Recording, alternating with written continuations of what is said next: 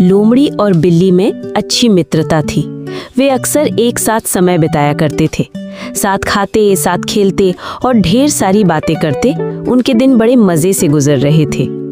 लोमड़ी खुद को बहुत चतुर समझती थी और जब भी चतुराई की बात चलती वो बिल्ली को नीचा दिखाने का कोई मौका नहीं छोड़ती थी। बिल्ली को कभी कभी ये बात बुरी भी लगती थी, लेकिन मित्रता के कारण वो इन बातों को तूल नहीं दिया करती थी। एक दिन दोनों दोपहर के खाने के बाद एक पेड़ की छांव में आराम कर रहे थे। दोनों में बात चल पड़ी कि अगर अचानक कोई शिकारी जानवर उन पर हमला कर दे तो वे अपने बचाव के लिए क्या करेंगे।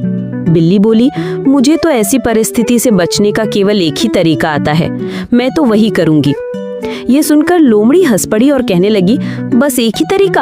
अरे बिल्ली रानी, एक तरीके से तुम शिकारी जानवरों से कैसे बचोगी? मुझे देखो, मुझे तो उनसे बचने के हजारों तरीके आते हैं। तुम कहो तो तुम्हें भी एक दो तरीके बता दूं?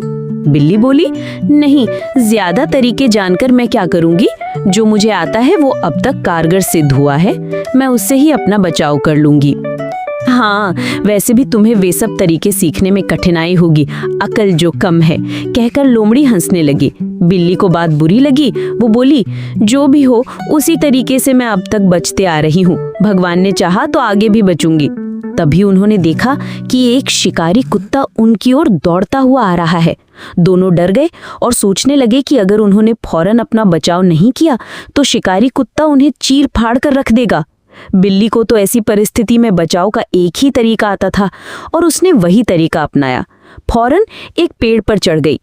हजारों तरीके जानने वाली लोमड़ी सोचती रही कि क्या करूं।